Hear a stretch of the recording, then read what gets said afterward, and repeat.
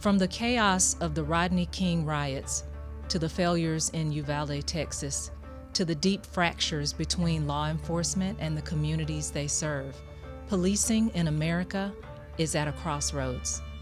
Adopted and raised in a multicultural family, Jeff Wenninger saw the world through a different lens, one that shaped his perspective on race, justice, and policing long before he ever wore the badge.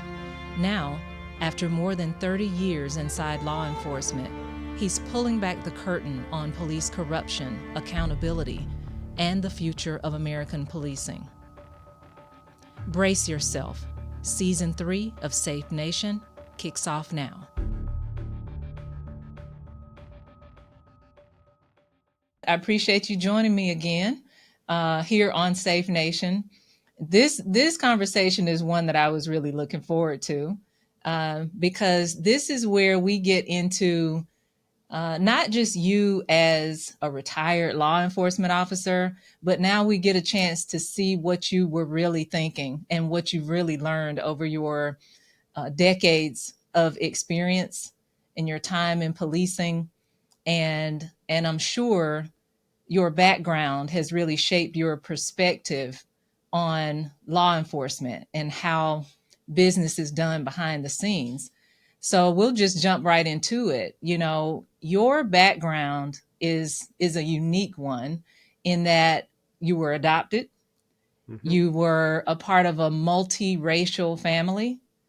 And so I can only imagine, and that's what I want to hear from you, how that has shaped your perspective on policing. Well, you know, it's really interesting because when I look back to my time as a child, when I saw my brother, I didn't see a Japanese brother. When I saw my foster sister, Vanessa, I didn't see a black girl because you just don't see race and you don't see color when you're young. So I think what really impacted and how I evolved and developed and how I see the world and the paradigm in which I look at everything through, it's more a function of my parents being the type of people that back in the 60s and 70s would create a family that was as multiracial as it was in the Midwest in Ohio, where views aren't necessarily as liberal as they may be in other areas of the country. So I was raised by parents that modeled a way that it kind of organically appealed to me and just resonated over time. They never sat us down and talked to us specifically about race or anything like that. It just evolved over time. In the conversations that I had with my father, you know, he was a sociology professor, which speaks volumes. That probably tells the listeners quite a bit about how he sees the world. But you know, he was never critical of my thought. He was always evolving and developing my critical thinking skills.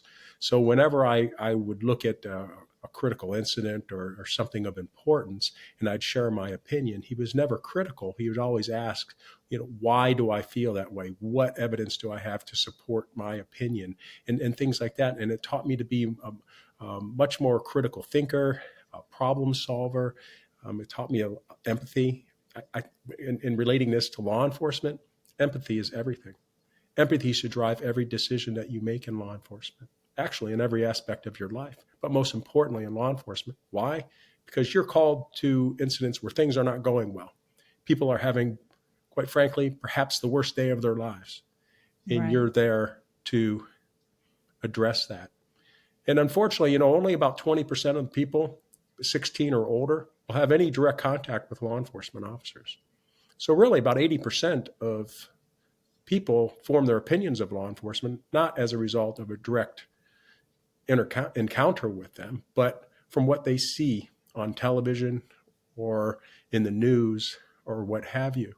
And that's really where empathy is so important, because people need to see that law enforcement is conducting itself in a manner that they care and are compassionate and use empathy when dealing with people in crisis circumstances. But when you were policing, were you governed by, okay, I come from this diverse background and I would not want my sister or my brother to be treated this way or that way? Was that the driving force behind the decisions you made when you were policing? I can't say it was about me feeling that I didn't want my brother or sister to be treated a certain way. It's that I did not believe in treating people in a way other than that was with respect and dignity. So it dealt more with how I viewed my responsibility and how I engaged people. And really having, I'll share with you, this is a story, Vanessa, who was my foster sister, she lived with us intermittently from the time I was about 3 until I was about 12. And it wasn't because she was abused or anything like that. She came from a family where she had multiple siblings, and they just did not have the financial resources growing up in inner city Cleveland to provide her with the opportunities that she needed to thrive. And that's when she lived with us to give her that exposure, to give her a better opportunity in life to maximize her potential. And my parents took that very seriously. So when she was spending time with her biological family, we would go visit her in inner city Cleveland, which was a very different environment than what I grew up in. It required me to be open and understanding to people have different experiences in lives, and it's in order to have the empathy that you need to be effective as a police officer, you need to have that level of understanding that people come from different backgrounds and that their households are not necessarily structured or run in a way that is similar to the one I came from. But that doesn't mean that it's wrong. It's just different, and it requires a certain level of understanding. So when I worked initially with the LAPD, I worked down in South Los Angeles in 77th Division, and I got there about a year after the Rodney King riots, and it was still very explosive, a lot of tension between law enforcement and the community we served because they felt quite marginalized, and it was decades of abuse by the police in discriminatory actions and things that were unjustified that really boiled over and caused the riots to even occur. Unfortunately, that was my view. That wasn't necessarily the view of the vast majority of people in law enforcement. They saw the people that were rioting as bad actors rather than people that were so frustrated with the systemic issues that they'd been confronted with, where their opportunities, both educationally and academically and financially, had been stifled. And it was unfortunate, but it was that type of experience working in that environment and having my background and working with people that also helped me to either even further understand the lifestyle of these people that grew up in the communities in which I was policing, which helped me be able to relate to them. Well, Jeff, during that time of the Rodney King riots, so you're saying that you had been a police officer about a year? Well, no, I started with the LA County Sheriff's Department as a deputy sheriff, and I worked there for 3 years. And I worked the riots, but I was a deputy sheriff at the time. I was actually assigned to Firestone Station, which is just to the east of 77th Division, where the riots broke out. The two divisions actually border. And but then I had made the decision to lateral over to LAPD. Okay. So if your viewpoint was a little bit different, you're suggesting that maybe some of your coworkers at the time, they felt differently about the rioters and their actions of what they were taking. Did you voice that in any way? Did you speak out against or on behalf of the viewpoint of the rioters? I did, but it's primarily the best thing you can do is to speak through your actions. And in law enforcement, there tends to be kind of a subculture that unfortunately is allowed to exist, and people tend to pick their flock. And I chose my flock. I surrounded myself with law enforcement officers that had the highest level of integrity and whatnot. And people knew not to engage in certain activities in front of me, and I made that very perfectly clear. I'll share an example with you. Is when I first started working 77th Division, I was working with a partner for the first time, and everything was going well until we passed an interracial couple. There's a black female and a white male, and he muttered under his breath. He said, "My parents taught me better than that." And I'm like, "What do you mean?" And he said, "My parents taught me not to have sex with animals." And I'm like, Oh, goodness. I thought that was ridiculous. One, because just because I wore the same uniform as he did and we had the same skin color, that I would even think remotely close to him. Um, but at the time, I not only had been raised with a foster sister who was black, but I'd been dating an LA County deputy sheriff who was also black, and she helped me to understand some of the challenges and the realities of the policing in Los Angeles and the race relations that were actually going on there.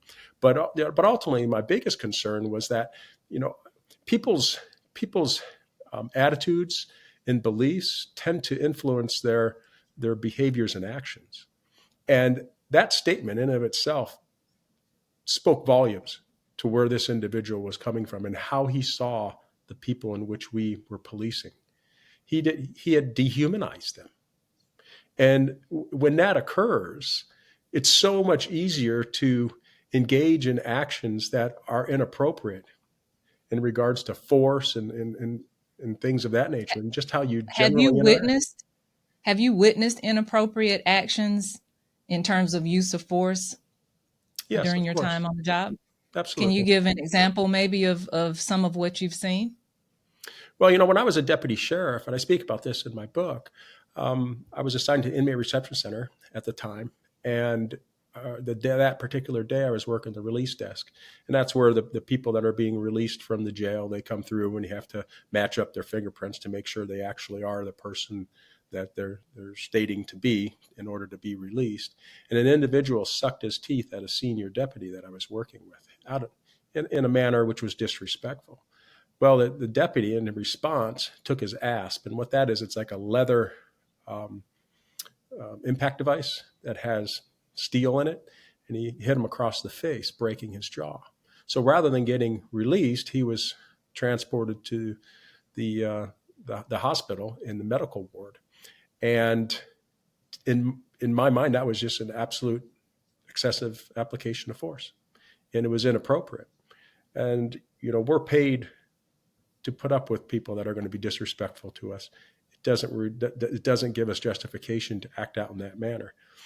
However, the problem with that was my experiences up until that point were that excessive force was basically justified in the deputies' minds because that was the way that you instilled fear and controlled the inmate population. And I had an incident when I was walking a white supremacist inmate to his housing location, and he spit in my face. And I turned him and placed him up against the cell bars, and then I requested over the radio for additional deputies to respond so they could assist me in walking him to keep him from doing this again. And when they showed up, they beat him quite badly, and he was taken off to the medical facility. And a sergeant pulled me aside and spoke to me. And he basically said that you're not going to work out in law enforcement. And he proceeded to tell me what I should have done. And that when he spit in my face, that was a battery or assault upon my person. And I am entitled to a reflex response and he demonstrated as if he was doing pugilistics on a shadow dummy. He did a elbow strike, and he said, breaking his nose. And then you step across him and do a hip throw. His hands are cut behind his back, and you throw him down and face first and crack his skull on the cement floor. And the reason you're doing that is to prevent him from continuing the assault. So not only did he share with me what I was expected to do, but what rationale and justification I would give in doing it. All of it in my mind was excessive. But that's my experience, I knew was the frame of mind of law enforcement at that time. Now, granted, this was 35 years ago. So things have changed a bit, but that was my But have experience. they changed? There have been improvements. There have been, a number of instances where the Department of Justice, especially look at the Los Angeles Police Department, established that there were all kinds of use of force violations and excessive force incidents and management failures, wherein they imposed a consent decree on us. And it started back in 2001, and it took us 10 years to get out from underneath it because you had to demonstrate substantial compliance in every area in order for to be lifted. And it took time, and it required a cultural shift. Because really, what a consent decree is it's a, in my mind, I would explain it as being the blueprint of management best practices. And the most critical things are what it was concerned with. It was, at the time, we had the Rampart scandal, which was officers working the crash unit, which is the gang unit at Rampart, that were involved in some of the most egregious corruption incidents you can imagine, like committing bank robberies off duty, stealing pounds of cocaine out of evidence lockup and selling it on the streets for personal financial gain, being involved in shootings where they weren't justified and they were planting guns and falsifying their testimony to justify the shootings. All of this stuff came out. Actually, there were over 100 people that were incarcerated that resulted in being released from prison because of everything that was found out with the investigation of the Rampart scandal. And then I was a sergeant at the time, and I was brought in and made the officer in charge of the new gang unit to clean things up. So I definitely had direct contact and exposure and knowledge of the abuses that were occurring. And I was part of the plan to be implemented to fix the problems that the organization was having. So I would say, yes, that the improvements have been made, but there's still a long way to go. There's a long way to go. And in the book that you mentioned, your new book, it's called On Thin Ice, correct? Correct. Yeah. And so in that book, I think you cover this evolution of policing, starting with slave patrols that people, a lot of people are not even aware of. Even some people in law enforcement don't even know the origins of policing. But you cover that. If we were to trace that evolution, how would we say that over time the marginalized communities have been impacted over the years and still impacted? I mean, it seems like I know what it started off as with slave patrols, and maybe you can talk just a little bit about that to maybe educate people who don't know how it kind of got started. But do you think that evolution is still impacting the marginalized communities today? Well, I'll start with the portion of your question where the slave patrols, basically law enforcement in the United States, began not as a means to protect and serve the general population. It was there to um, ensure the wealthy remained wealthy, controlling their assets, which were slaves. And it's rather an embarrassing type of history for law enforcement. But the reality is, and it's very important what you said, is that there's not much of an acknowledgement of where we came from. Because really, in order to improve in law enforcement, to know where we need to go to be successful moving forward in the 21st century, we have got to be absolutely honest about our history and very honest about where we actually stand today. And only then will we be able to find the measures that need to be implemented in order for us to make the improvements that we need. And that's what my book is really all about.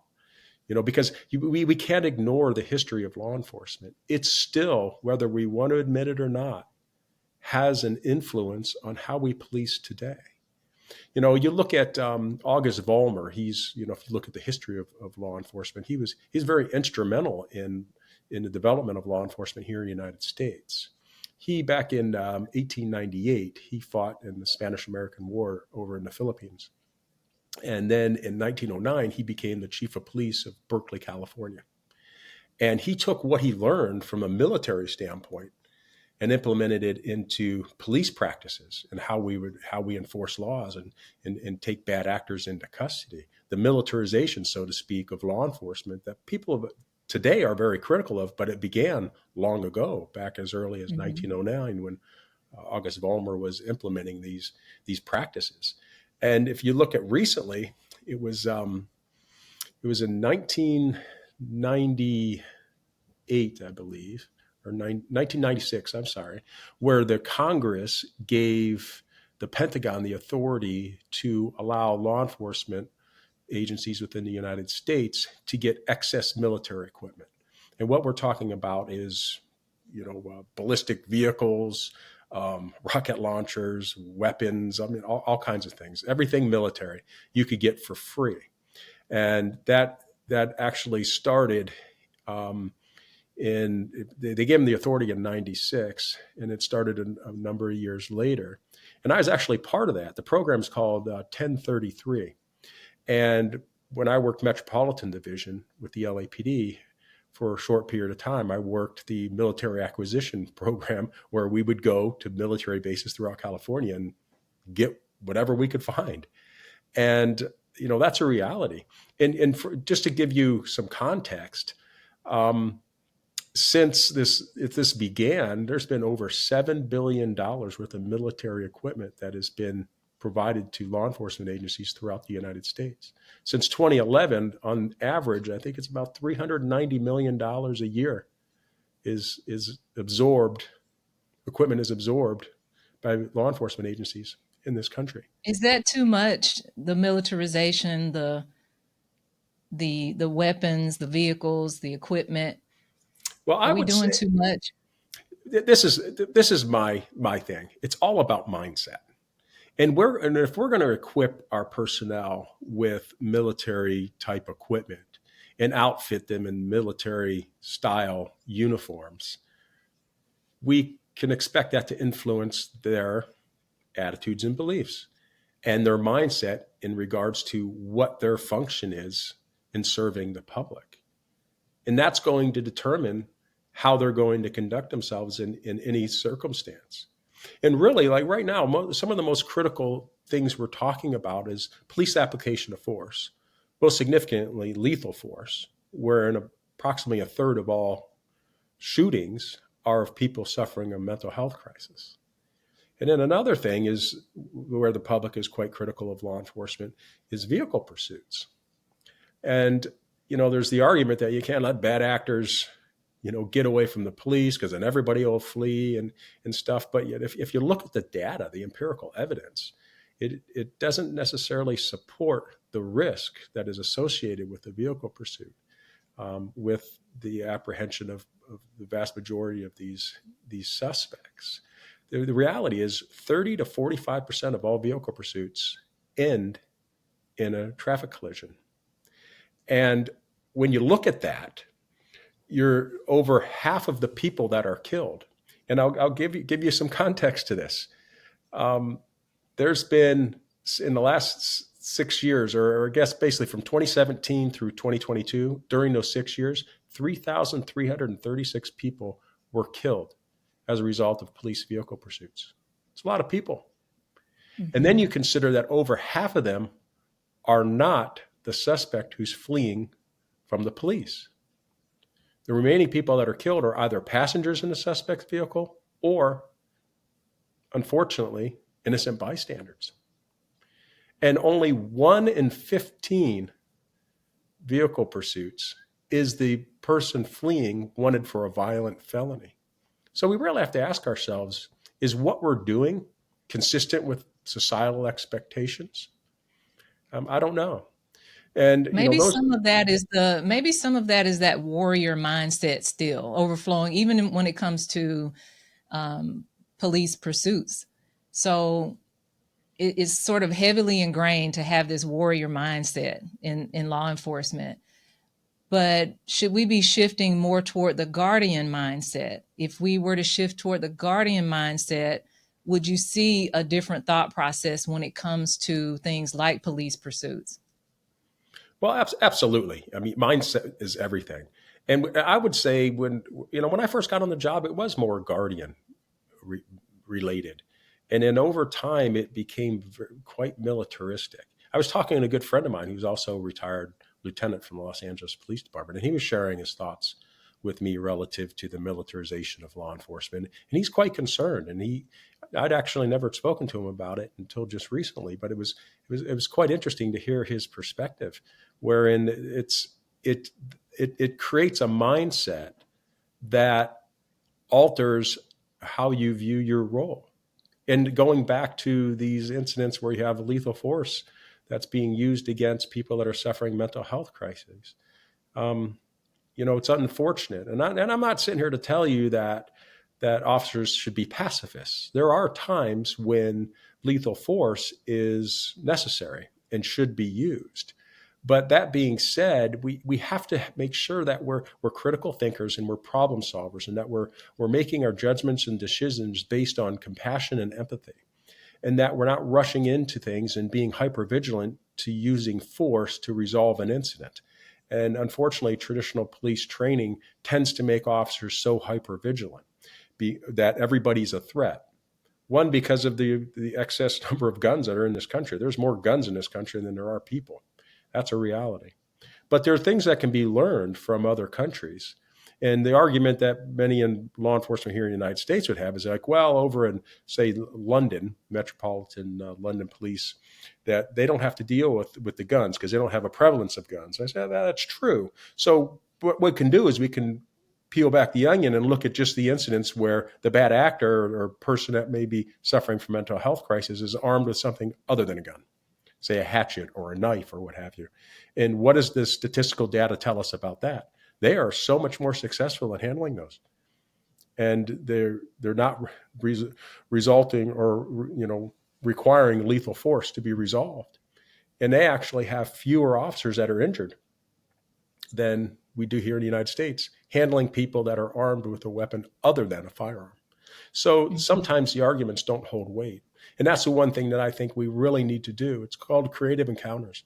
We need to be willing to sit down as law enforcement professionals with people that see things differently than we do and have different experiences and expertise and backgrounds. We need to go to academia and understand the empirical evidence in determining what is the best path forward. You look at the Los Angeles Police Department. To be hired there, all you need is an equivalent of a GED. But right now, all of the evidence of the research that's been done about education and police use of force is that the more highly educated you are, the less likely you are to use force. There was a study that was recently done of two medium-sized law enforcement agencies here in the United States. And they looked at people that had high school educations versus people that had four-year degree educations or higher. And they had the same number of interactions with suspects, conducted the same number of searches of people out in the field.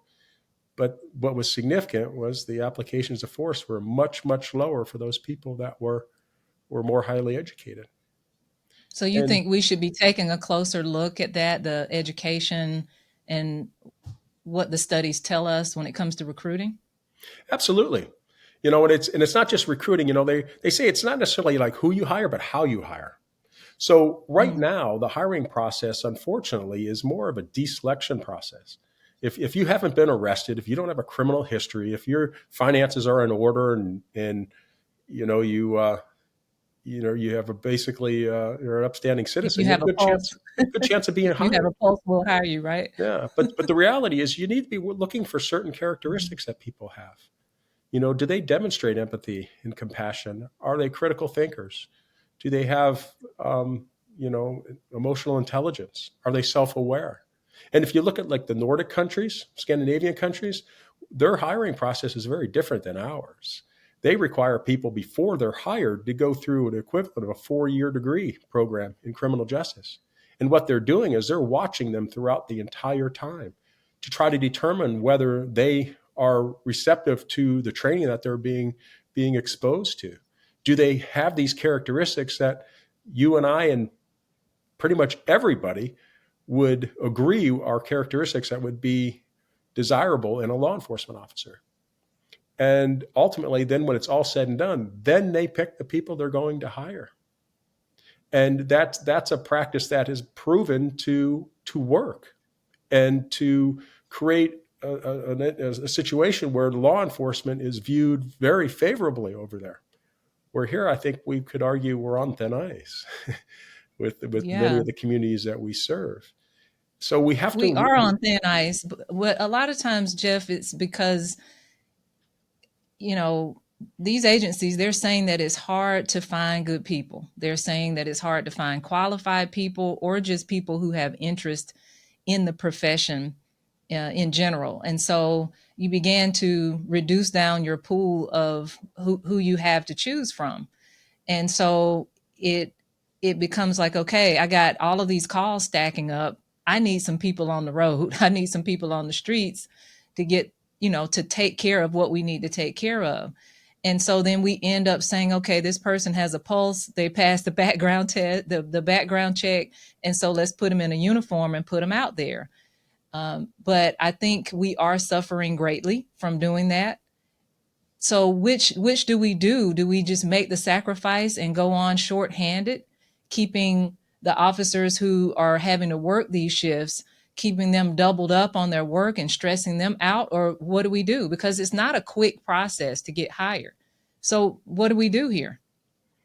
Well, one would argue, or one could suggest that law enforcement is has too many officers. Why? Because we use sworn personnel for functions that don't require a sworn officer to perform.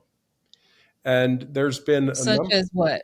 there's been a well, I mean, there's a number of things that, like, say, look at the LAPD. Do you need a police officer to fly the helicopter? No. Do you need a police officer to teach other officers grappling techniques? No. You need an expert in grappling. Actually, one could argue that having a police officer teach another police officer grappling, they're going to inadvertently impose and perhaps indoctrinate certain beliefs and ideologies into impressionable young officers, where it's not about that. It's about learning the actual skill set. So, I worked for Chief William Bratton, and he was masterful in his understanding of this. He brought in very high level officials that were civilian and gave them positions in the department. And the one that with Mary Grady, she oversaw media relations. She had a background in Los Angeles in the media for decades, and he brought her in to help manage the messaging to the communities, which was very important. Jerry Chaliff, who was an attorney, he brought him in and put him in charge of the Consent Decree Bureau. And these were people that had a seat at the table when he was making decisions.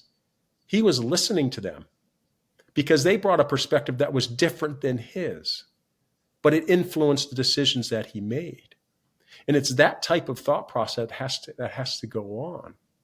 Allow police officers to do the functions that they're trained to do, and have others do things that don't require that level of training. For instance, if you have a rape of a situation that occurred yesterday, you don't need to tie up a 2-officer unit to conduct that investigation. You can have a civilian who's an expert and specializes in rape investigations conduct those interviews and get in the community advocate to ensure that this victim is going to have all the resources available to best manage getting through this traumatic incident, rather than tying up a unit of 2 officers and not having them out there addressing the violent crime that's occurring. So it's really about being smarter in your deployment of personnel and resources. There's been a number of agencies that have had assessments done of their organizations and are finding that they can hire far fewer sworn police and hire much more civilian resources to function more efficiently and effectively at a lower cost, because civilians tend to have a lower rate of pay than a police officer, based on the fact that police officers have to go through the extensive training that they do, and they're putting their lives on the line. But that it's about being smarter and rethinking all of this. Just because we've done it a certain way for decades doesn't mean that it's the best thing moving forward. And we have to be open to that. It's about reimagining policing. And if we don't do it, we're going to fail. Mm-hmm. Now, you've had an opportunity to assess or analyze high profile cases So let's, as we think about Uvalde, Texas, and the school shooting there, that particular incident, what do you think an incident like that reveals about the structural weaknesses that exist in American policing? Just using that one as an example. Well, when I look at that incident, the two things that are just starkly evident to me is the lack of leadership and the lack of training. Mediocrity is the cancer of law enforcement. And unfortunately, law enforcement leadership tends to require only that level of training that meets the due diligence requirement to say we trained our personnel. Mm-hmm. The reality is that's not your role, that's not your function. You have to ensure that your people are not only competent but can excel in these skill sets that are necessary to be successful in these high stress scenarios. Mm-hmm. Police officers are not paid for what they do on a daily basis. Anybody can do that. It's what you, God forbid, may have to do. In this circumstance, I reviewed this in great detail. I looked at all of the video, the body worn video. I looked at all of the reports, and it to me is one of the most embarrassing incidents in law enforcement history, from the leadership all the way down to the mediocrity and incompetence of the personnel on scene. I mean, in the hallway there, as children were being shot and killed in the classroom, the instructors of immediate action rapid deployment, which are the tactics which should have been implemented in this circumstance, were in that hallway, and they froze and did nothing. Even to the point where at one point they yell inside the room to see if anybody's in there, and a young boy says that he's in there, and then suspect shoots and kills him. That didn't even prompt them to go in. It not only saddens me, but it angers me, because I've been in those situations. I taught immediate action rapid deployment to personnel, sworn personnel in the LAPD. I actually utilized those tactics in entering active shooters scenarios, one being a Jewish school up in the San Fernando Valley, where there were 5 victims that were shot, 3 children. And it's traumatic. And it saddened me, because to think that in our society, we have our children being exposed to these things. But it also gave me a great sense of pride, where I stood there as a symbol representing for these children that everything was going to be okay. Mm-hmm. But the reality is that there needs to be some significant changes. It's not just important that law enforcement has the ability to effectively respond to minimize the loss of death and injury, but we as a society need to look at other means that we need to address what I would say is a very unique U.S. problem. You don't see these level of school shootings and things in other countries. You just don't. So we have a long way You've to had go. the opportunity. I'm sorry. You've had the opportunity to advise um, agencies and municipalities. What do you think are some of the blind spots for some of these agencies? Because apparently there are some blind spots. But what do you think some of those are? Well, unfortunately, law enforcement is rather insular. And I just read an article just last week, actually, where 2 individuals that have over 60 years of law enforcement experience wrote an article talking about law enforcement think tanks. And that's great. It's important that law enforcement throughout the ranks at all levels get together and discuss these issues that are confronting law enforcement and the challenges that are confronting law enforcement in today's society.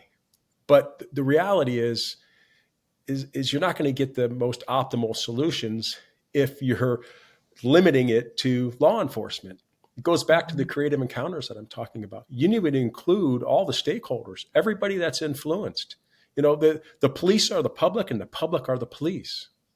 That's a principle of Sir Robert Peel, the father of law enforcement. And really, the ability of police to perform their duties depends on the public's approval of their actions. Mm-hmm. And we need to remember that. We all times too often think we want to explain to the communities why this has to be done this way. And really, and like I spoke about the vehicle pursuits, we need to rethink that. Do we really need to be doing what we're doing, taking the risks that we know based on the research data?